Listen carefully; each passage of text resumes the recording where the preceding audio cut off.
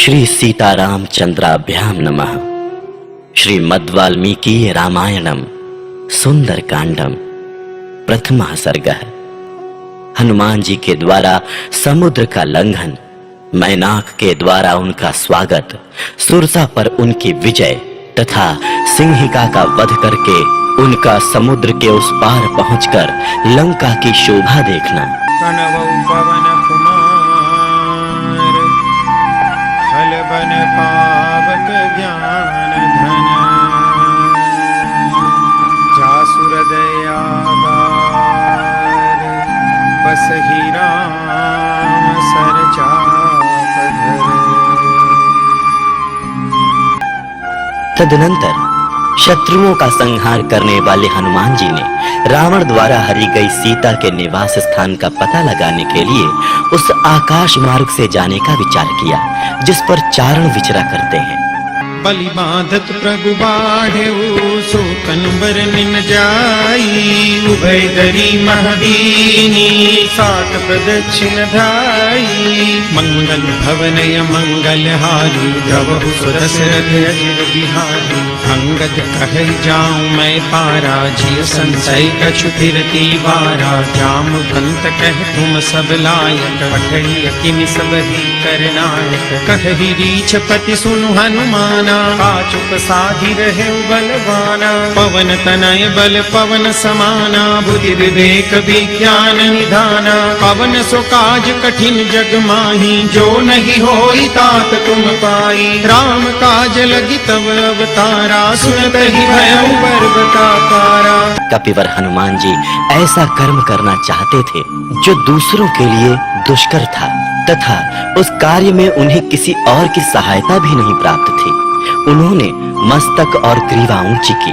उस समय वे हृष्ट पुष्ट सांड के समान प्रतीत होने लगे। फिर धीर स्वभाव वाले वे महाबली पवन कुमार वैदूर्य मणि और समुद्र के जल की भांति हरी हरी घास पर सुखपूर्वक विचरने लगे। उस समय बुद्धिमान हनुमान जी पक्षियों को त्रास देते, वृक्षों को वक्षस्थल के आघात से धराशायी करते तथा बहुत से मृगों को कुचलते हुए पराक्रम में बढ़े चढ़े सिंह के समान शोभा पा रहे थे। उस पर्वत का जो तल प्रदेश था वो पहाड़ों में स्वभाव से ही उत्पन्न होने वाली नीली, लाल, मजीठ और कमल के से रंग वाली श्वेत तथा श्याम वर्ण वाली निर्मल धातुओं से अच्छी तरह अलंकृत था। उस पर देवोपम यक्ष, किन्नर, गंधर्व और नाग जो इच्छानुसार रूप धारण करने वाले थे निरंतर परिवार सहित निवास करते थे। बड़े बड़े गजराजों से भरे हुए उस पर्वत के समतल प्रदेश में खड़े हुए कपिवर हनुमान जी वहां जलाशय में स्थित हुए विशालकाय हाथी के समान जान पड़ते थे। उन्होंने सूर्य, इंद्र, पवन, ब्रह्मा और भूतों को भी हाथ जोड़कर उस पार जाने का विचार किया। फिर पूर्वाभिमुख होकर अपने पिता पवन देव को प्रणाम किया।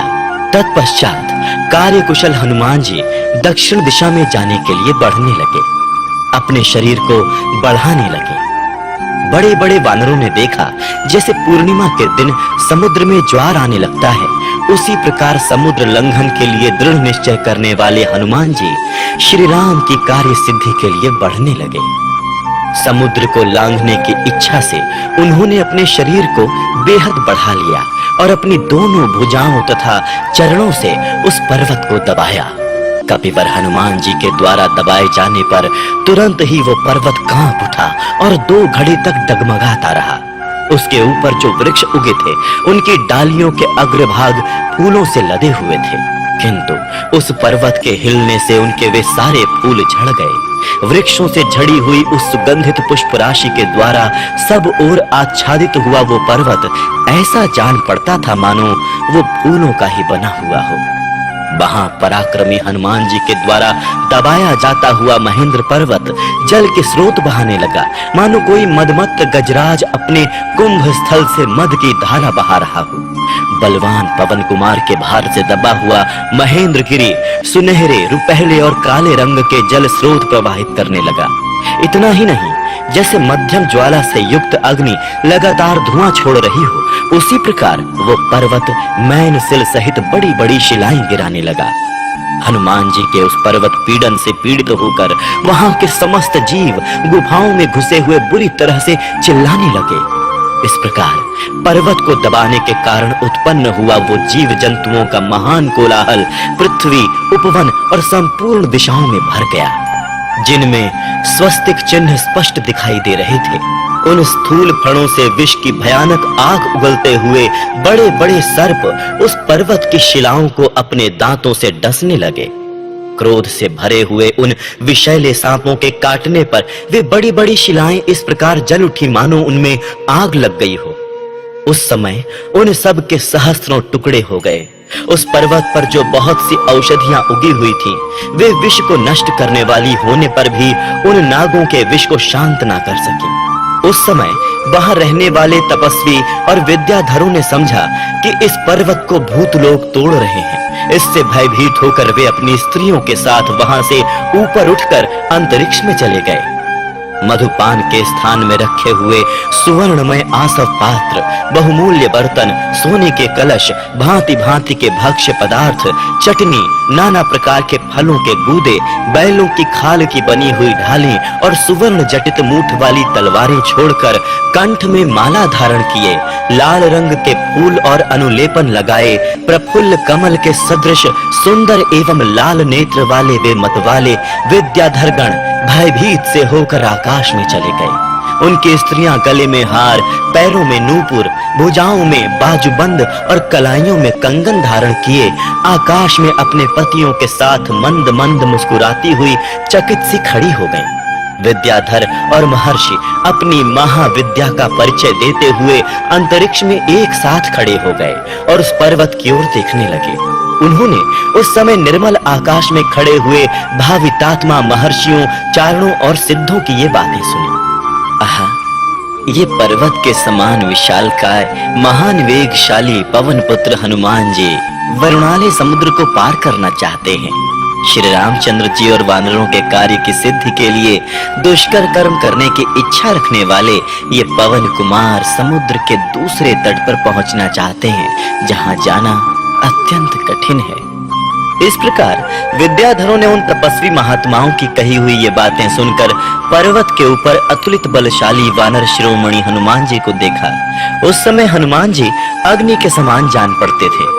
उन्होंने अपने शरीर को हिलाया और रोए झाड़े तथा महान मेघ के समान बड़े जोर जोर से गर्जना की। हनुमान जी अब ऊपर को उछलना ही चाहते थे। उन्होंने क्रमशः गोलाकार मुड़ी और रोमावलियों से भरी हुई अपनी पूंछ को उसी प्रकार आकाश में फेंका जैसे पक्षीराज गरुड़ सर्प को फेंकते हैं।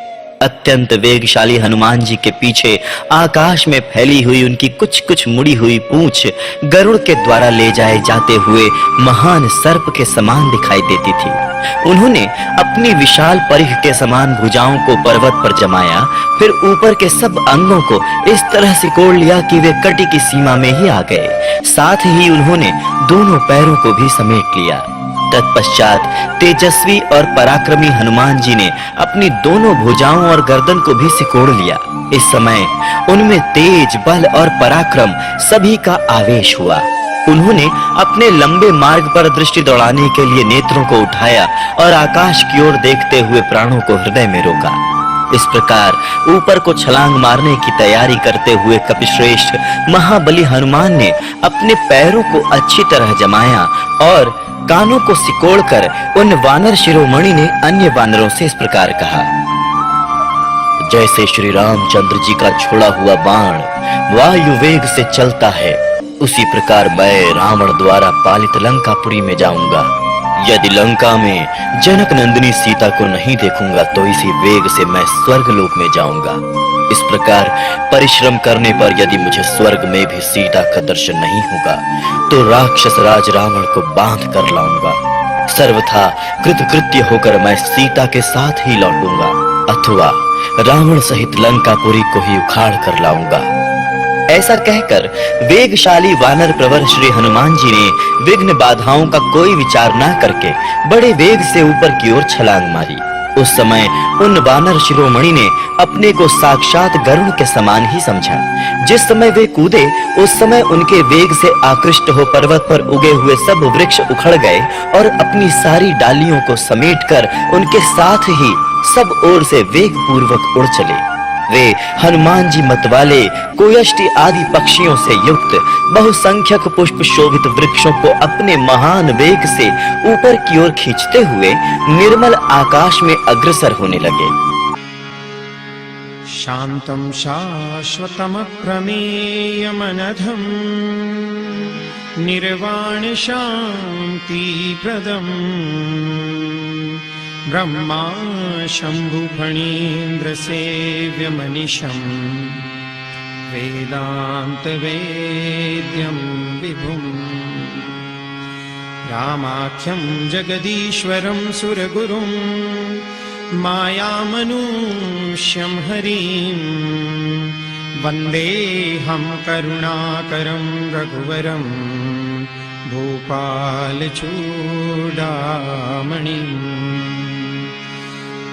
नान्या स्पृहा रघुपतेर्हृदये स्मदीये सत्यं वदामि च भवानखिलान्तरात्मा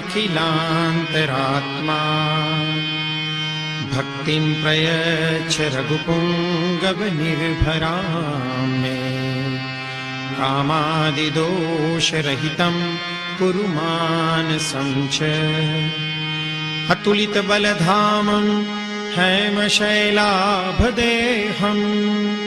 दनुजवनकृशानुं ज्ञानिनामग्रगण्यं सकलगुणनिधानं वानराणामधीशं रघुपतिप्रियभक्तं वातजातं नमामि रघुपतिप्रियभक्तं वातजातं नमामि। उनकी जांघों के महान वेग से ऊपर को उठे हुए वृक्ष एक मुहूर्त तक उनके पीछे पीछे इस प्रकार गए जैसे दूर देश के पथ पर जाने वाले अपने भाई बंधु को उसके बंधु बांधव पहुंचाने जाते हैं। हनुमान जी की जांघों के वेग से उखड़े हुए साल तथा दूसरे श्रेष्ठ वृक्ष उनके पीछे पीछे उसी प्रकार चले जैसे राजाओं के पीछे उसके सैनिक चलते हैं।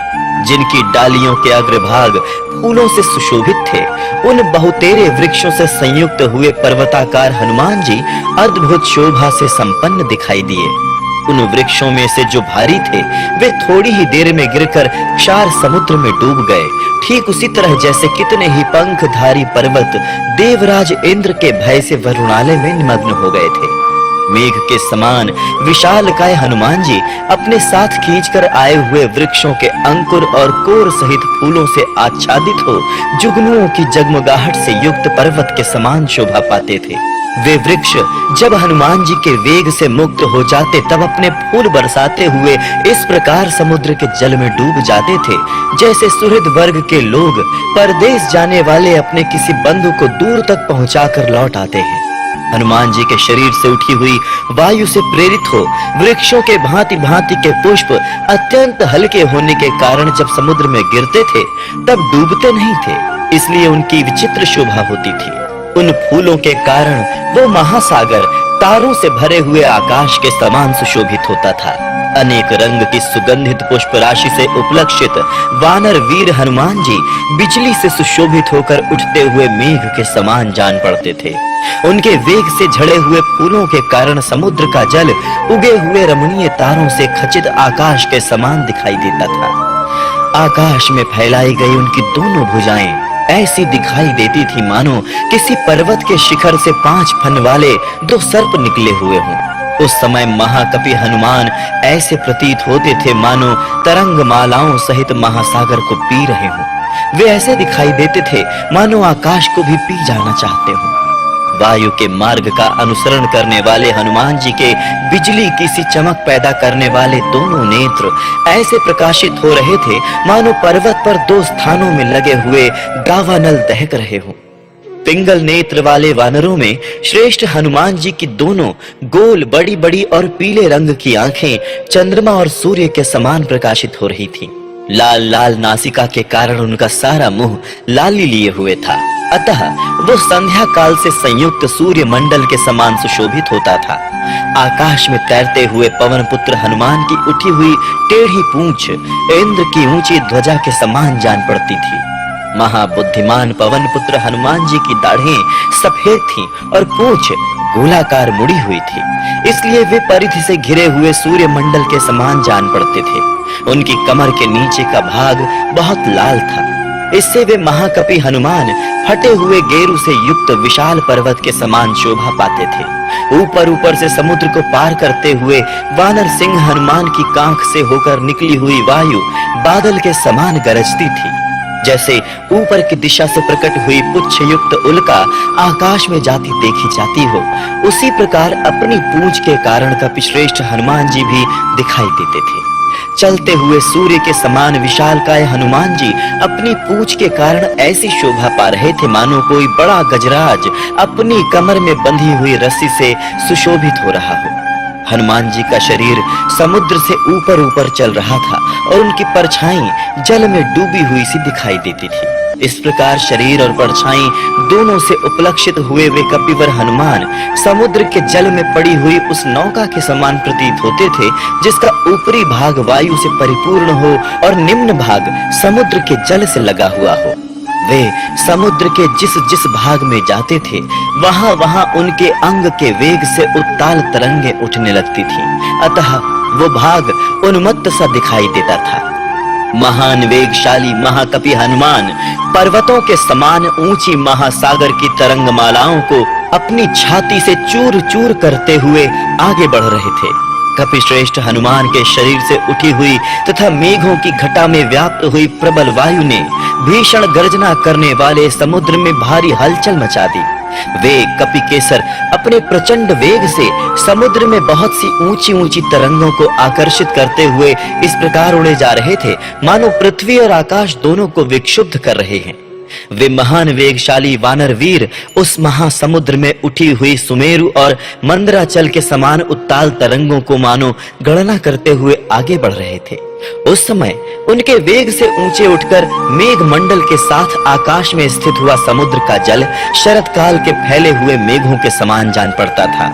जल हट जाने के कारण समुद्र के भीतर रहने वाले मगर, नाकें, मछलियां और कछुए साफ साफ दिखाई देते थे। जैसे वस्त्र खींच लेने पर देहधारियों के शरीर नंगे दिखने लगते हैं। समुद्र में विचरने वाले सर्प आकाश में जाते हुए कपिश्रेष्ठ हनुमान जी को देखकर उन्हें गरुड़ के ही समान समझने लगे। कपिकेसरी हनुमान जी की 10 योजन चौड़ी और 30 योजन लंबी छाया वेग के कारण अत्यंत रमणीय जान पड़ती थी। खारे पानी के समुद्र में पड़ी हुई पवन पुत्र हनुमान का अनुसरण करने वाली उनकी वो छाया श्वेत बादलों की पंक्ति के समान शोभा पाती थी। वे परम तेजस्वी महाकाय महाकपि हनुमान आलंबहीन आकाश में पंखधारी पर्वत के समान जान पड़ते थे। वे बलवान कपिश्रेष्ठ जिस मार्ग से वेग पूर्वक निकल जाते थे उस मार्ग से संयुक्त समुद्र सहसा कठौते या कड़ाह के समान हो जाता था। पक्षी समूहों के उड़ने के मार्ग में पक्षीराज गरुड़ की भांति जाते हुए हनुमान वायु के समान मेघमालाओं को अपनी ओर खींच लेते थे। हनुमान जी के द्वारा खींचे जाते हुए वे श्वेत, अरुण, नील और मजीठ के से रंग वाले बड़े बड़े मेघ वहां बड़ी शोभा पाते थे।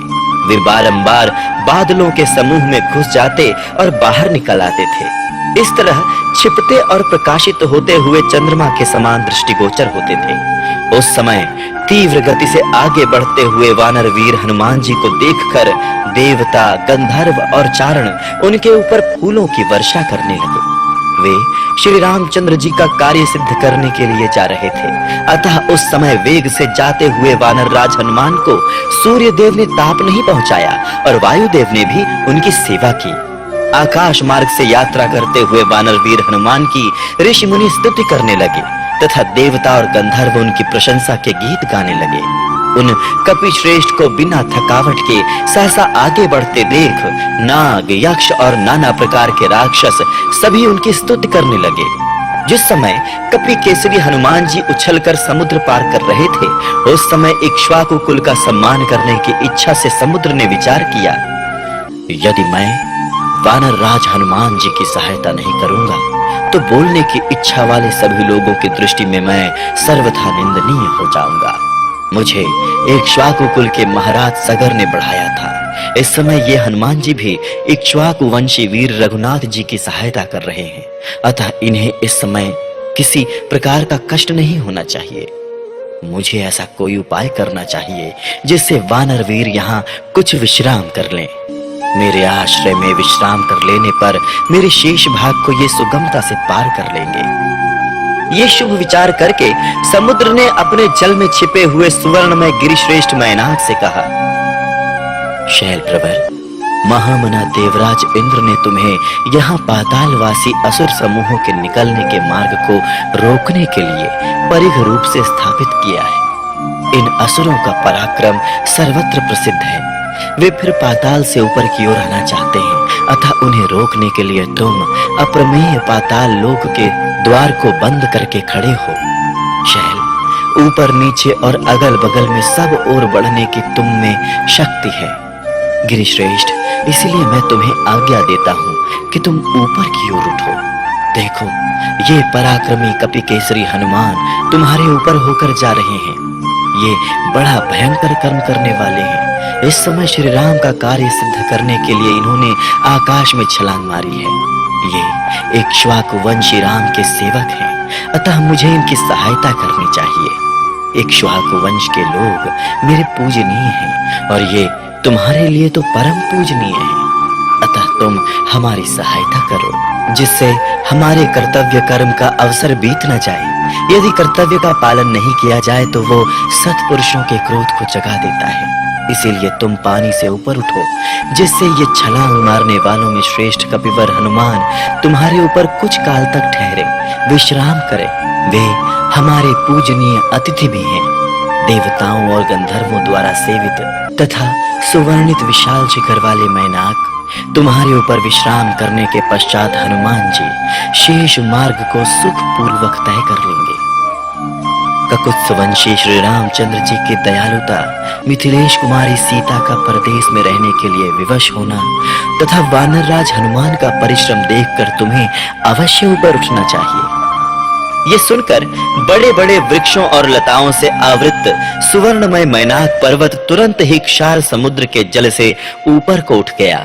जैसे उद्दीप्त किरणों वाले दिवाकर मेघों के आवरण को भेद कर उदित होते हैं, उसी प्रकार उस समय महासागर के जल का भेदन करके वो पर्वत बहुत ऊंचा उठ गया।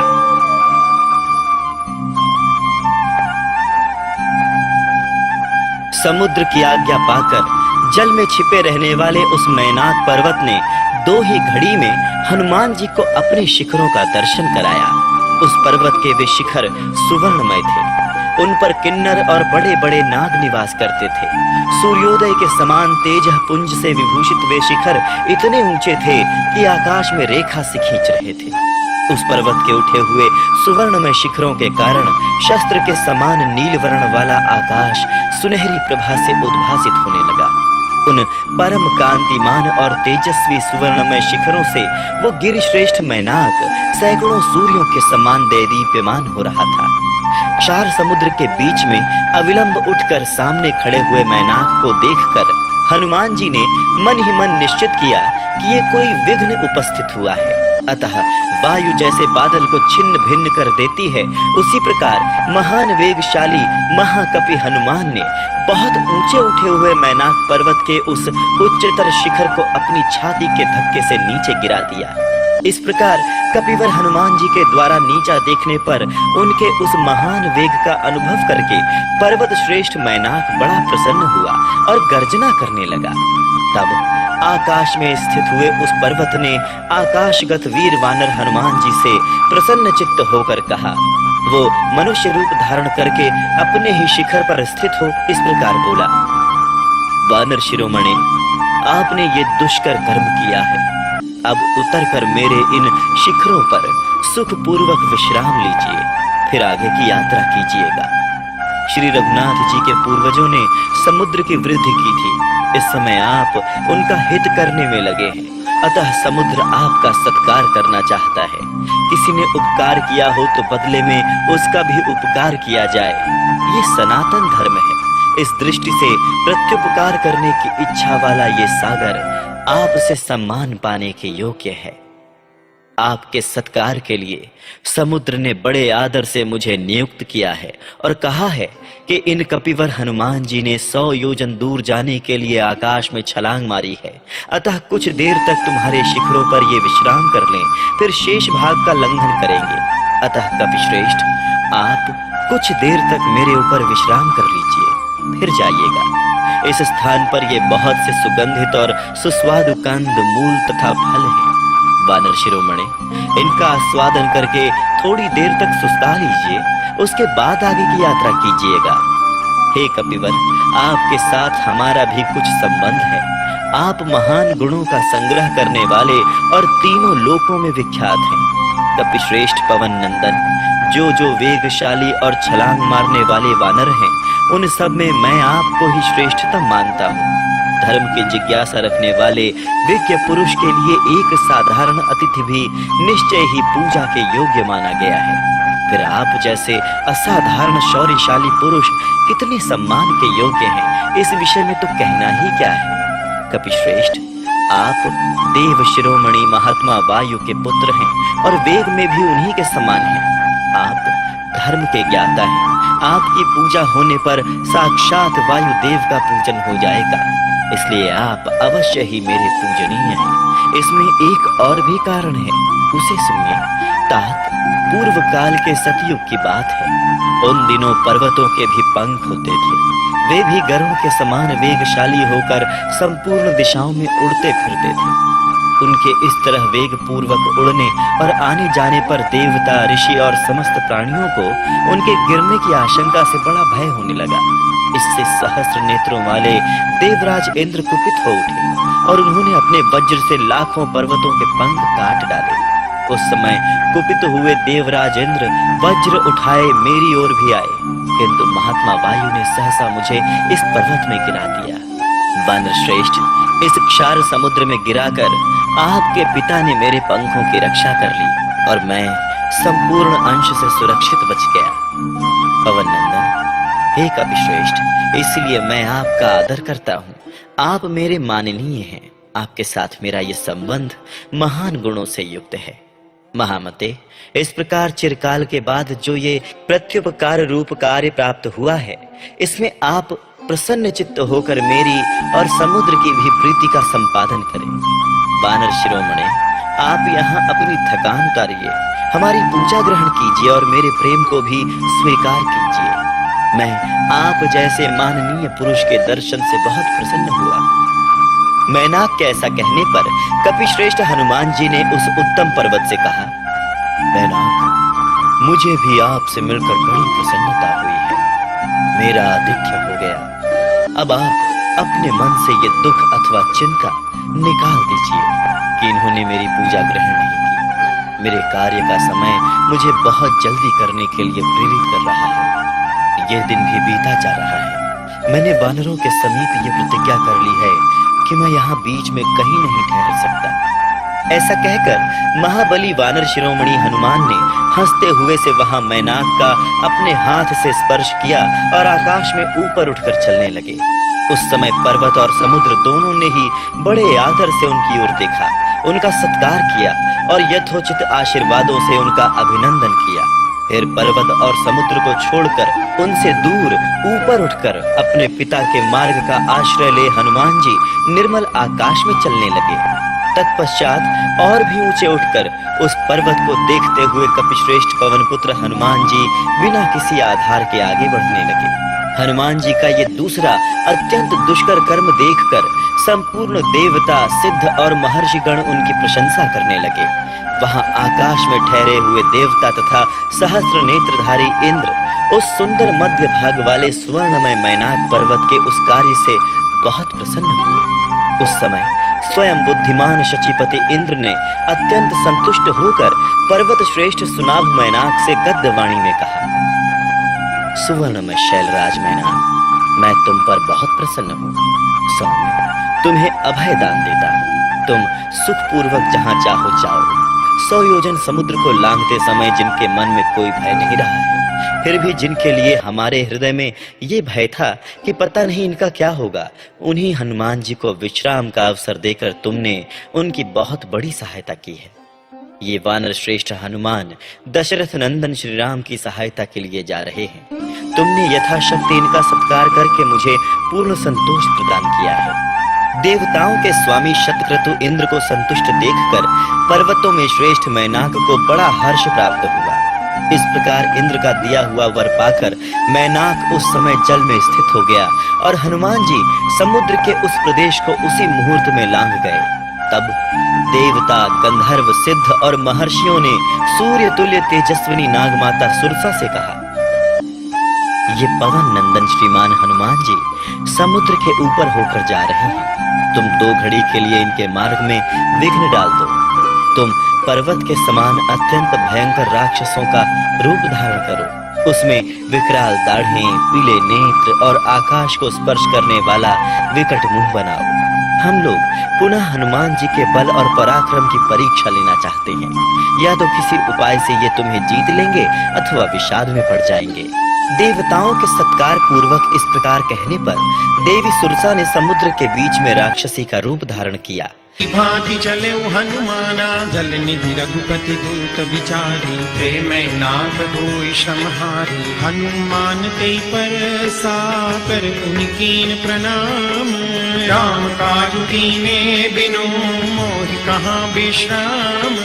मंगल भवन मंगल हारी, प्रभु सुदशरथ अजिर बिहारी। जात पवन सुत देवन देखा, जाने बल बुद्धि विशेषा। सुरसा नाम यहीन कई माता, पठई न्याय कही कही बाता। आज सुरन मोई दीन आहारा, सुनत बचन कह पवन कुमारा। राम काज करी फिर मैं आओ, सीता कई सुधि प्रभु ही सुनाओ। अब तब बदन पैठ हम आई, सत्य कहूँ मोई जान दे माई। कवन हूँ जतन दे नहीं जाना, रस सिन मोहि कहूँ हनुमाना। जो जन भरी ते ही बदन पसारा, कपि तनु कीन दुगुन विस्तारा। सोरह जो जन मुख ते ठयहूँ, तुरत पवन सुत 32 भयहूँ। जस जस सुरसा बदनु बढ़ावा, तासु गुण कपि रूप दिखावा। सत जो जन तहि आनन कीना, अति लघु रूप पवन सुत लीना। बदन पैठ पुनि बाहर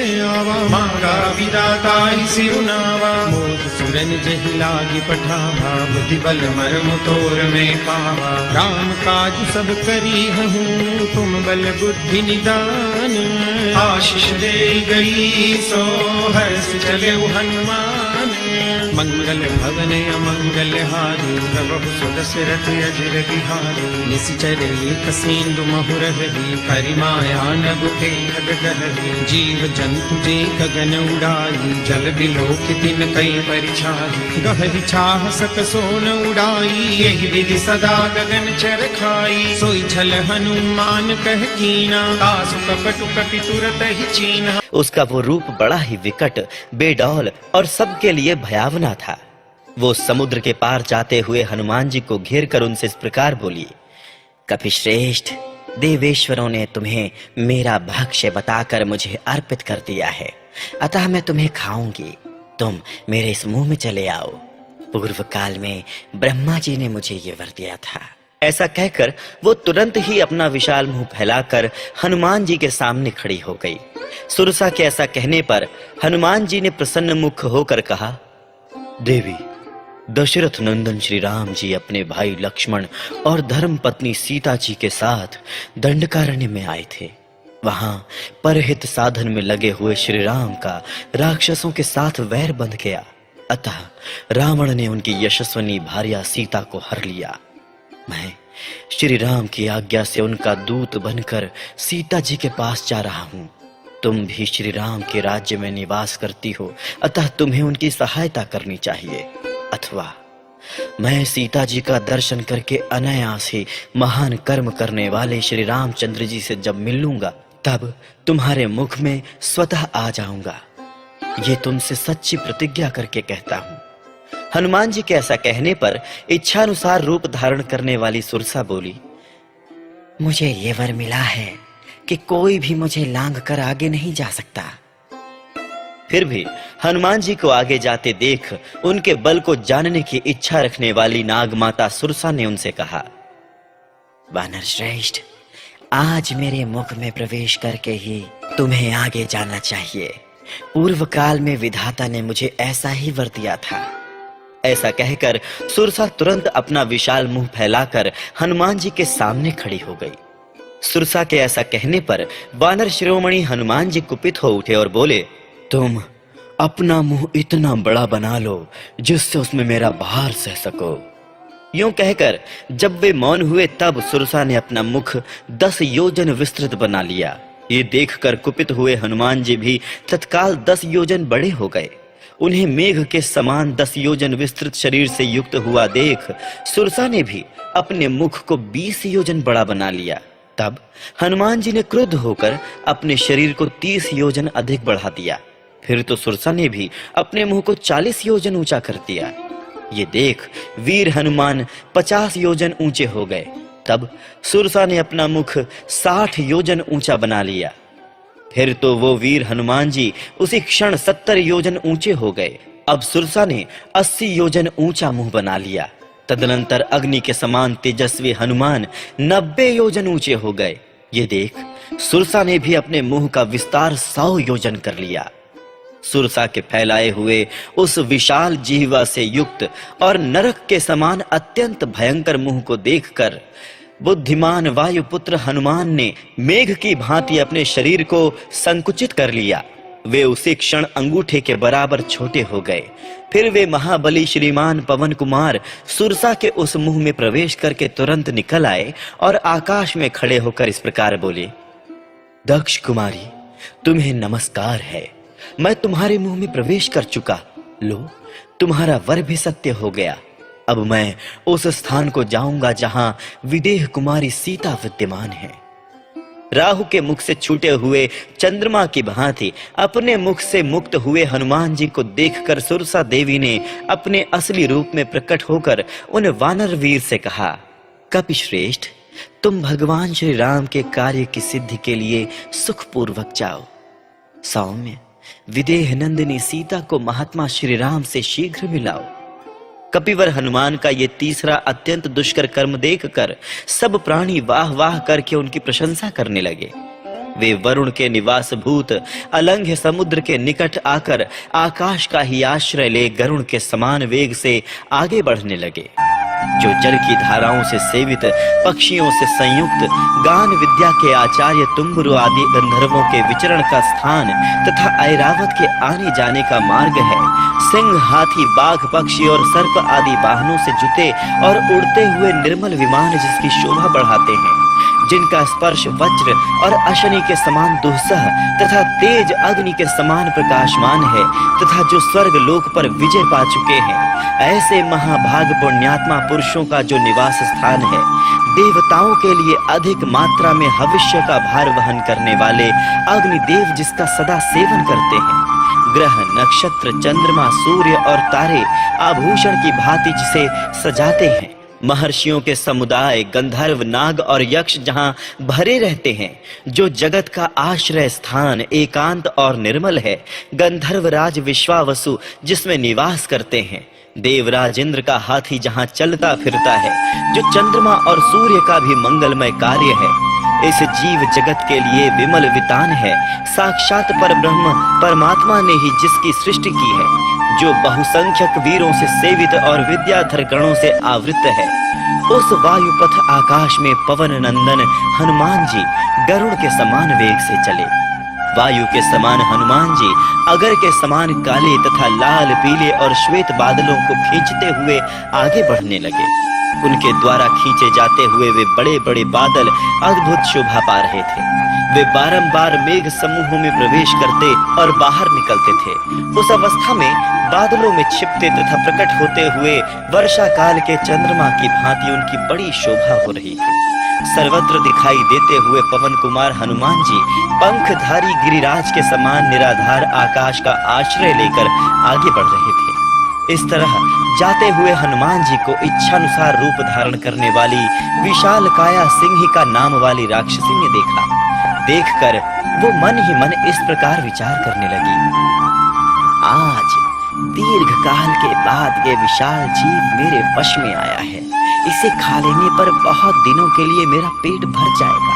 अपने हृदय में ऐसा सोचकर उस राक्षसी ने हनुमान जी की छाया पकड़ ली। छाया पकड़ी जाने पर वानर वीर हनुमान ने सोचा, सहसा किसने मुझे पकड़ लिया? इस पकड़ के सामने मेरा पराक्रम पंगु हो गया है। जैसे प्रतिकूल हवा चलने पर समुद्र में जहाज की गति अवरुद्ध हो जाती है, वैसी ही दशा आज मेरी भी हो गई है। यही सोचते हुए कपिवर हनुमान ने उस समय अगल बगल में और ऊपर और नीचे दृष्टि डाली। इतने ही में उन्हें समुद्र के जल के ऊपर उठा हुआ एक विशालकाय प्राणी दिखाई दिया। उस विकराल मुख वाली राक्षसी को देखकर पवन कुमार हनुमान सोचने लगे, वानर राज सुग्रीव ने जिस महापराक्रमी छायाग्रही अद्भुत जीव की चर्चा की थी, वो निस्संदेह यही है। तब बुद्धिमान कपिवर हनुमान जी ने ये निश्चय करके कि वास्तव में यही सिंहिका है, वर्षा काल के मेघ की भांति अपने शरीर को बढ़ाना आरंभ किया। इस प्रकार वे विशालकाय हो गए। उन महाकपि के शरीर को बढ़ता देख सिंहिका ने अपना मुंह पाताल और आकाश के मध्य भाग के समान फैला लिया और मेघों की घटा के समान गर्जना करती हुई उन वानर वीर की ओर दौड़ी। हनुमान जी ने उसका अत्यंत विकराल और बढ़ा हुआ मुंह देखा। उन्हें अपने शरीर के बराबर ही उसका मुंह दिखाई दिया। उस समय बुद्धिमान महाकपि हनुमान ने सिंहिका के मर्म स्थानों को अपना लक्ष्य बनाया। तदनंतर वज्रोपम शरीर वाले महाकपि पवन कुमार अपने शरीर को संकुचित करके उसके विकराल मुख में आ गिरे। उस समय सिद्धों और चारणों ने हनुमान जी को सिंहिका के मुख में उसी प्रकार निमग्न होते देखा जैसे पूर्णिमा की रात में पूर्ण चंद्रमा राहु के ग्रास बन गए हों। मुख में प्रवेश करके उन वानर वीर ने अपने तीखे नखों से उस राक्षसी के मर्म स्थानों को विदीर्ण कर डाला। इसके पश्चात वे मन के समान गति से उछलकर वेग पूर्वक बाहर निकल आए। दैव के अनुग्रह, स्वाभाविक धैर्य तथा कौशल से उस राक्षसी को मारकर वे मनस्वी वानर वीर पुनः वेग से बढ़कर बड़े हो गए। हनुमान जी ने प्राणों के आश्रयभूत उसके हृदय स्थल को ही नष्ट कर दिया, अतः वो प्राण शून्य होकर समुद्र के जल में गिर पड़ी। विधाता ने ही उसे मार गिराने के लिए हनुमान जी को निमित्त बनाया था। उन वानर वीर के द्वारा शीघ्र ही मारी जाकर सिंहिका जल में गिर पड़ी। ये देख आकाश में विचरने वाले प्राणी उन कपिश्रेष्ठ से बोले, कपिवर, तुमने ये बड़ा ही भयंकर कर्म किया है जो इस विशालकाय प्राणी को मार गिराया है। अब तुम बिना किसी विघ्न बाधा के अपना अभीष्ट कार्य सिद्ध करो। वानरेंद्र, जिस पुरुष में तुम्हारे समान धैर्य, सूझ, वृद्धि और कुशलता ये 4 गुण होते हैं, उसे अपने कार्य में कभी असफलता नहीं होती। इस प्रकार अपना प्रयोजन सिद्ध हो जाने से उन आकाशचारी प्राणियों ने हनुमान जी का बड़ा सत्कार किया। इसके बाद वे आकाश में चढ़कर गरुड़ के समान वेग से चलने लगे।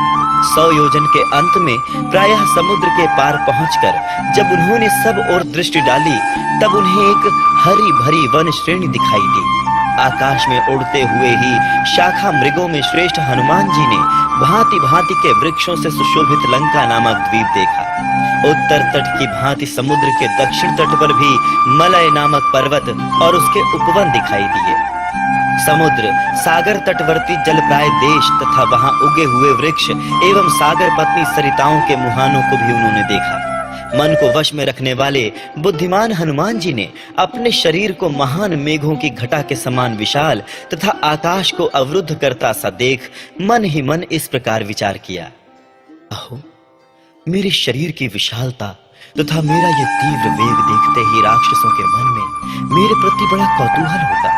वे मेरा भेद जानने के लिए उत्सुक हो जाएंगे। परम बुद्धिमान हनुमान जी के मन में ये धारणा पक्की हो गई। मनस्वी हनुमान अपने पर्वताकार शरीर को संकुचित करके पुनः अपने वास्तविक स्वरूप में स्थित हो गए।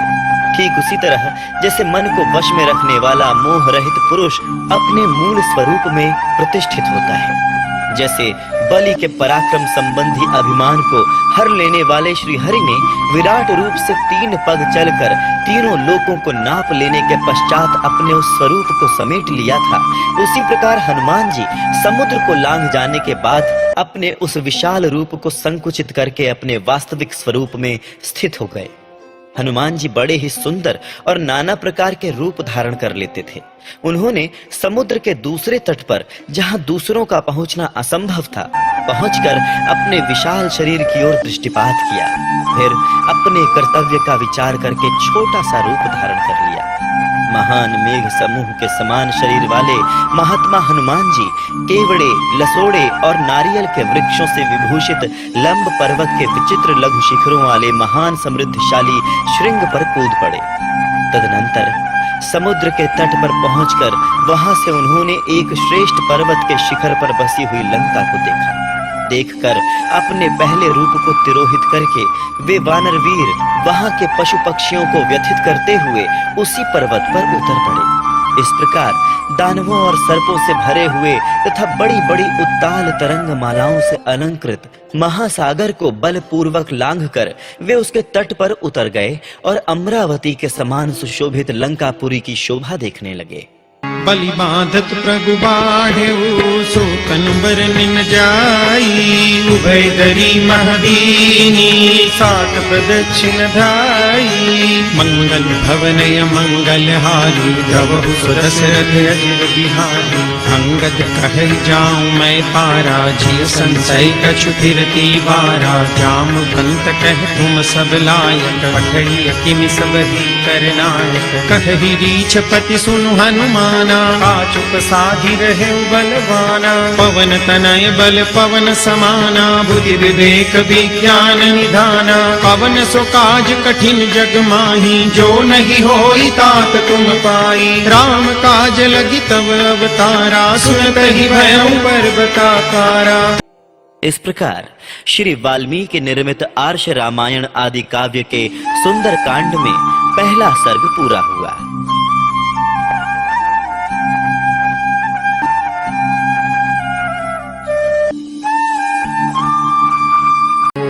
श्री परमात्मने नमः।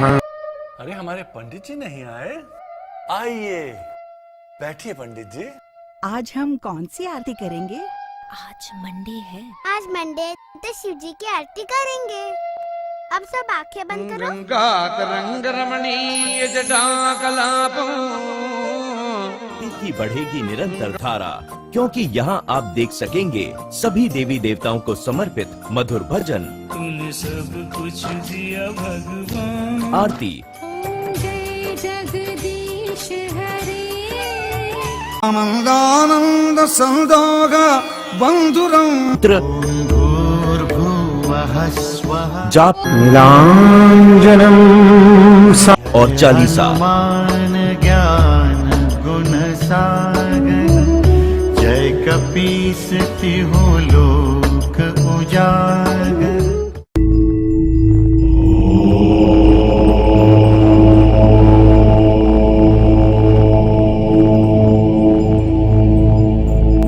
नमस्कार मित्रों, चैनल को सब्सक्राइब करें। इस चैनल पर आपको सभी भजन, मंत्र, स्तोत्र, श्रीमद् भागवत, शिव पुराण, सुंदरकांड पाठ, मेडिटेशन, रिलैक्सिंग और हीलिंग म्यूजिक सब मिलेगा।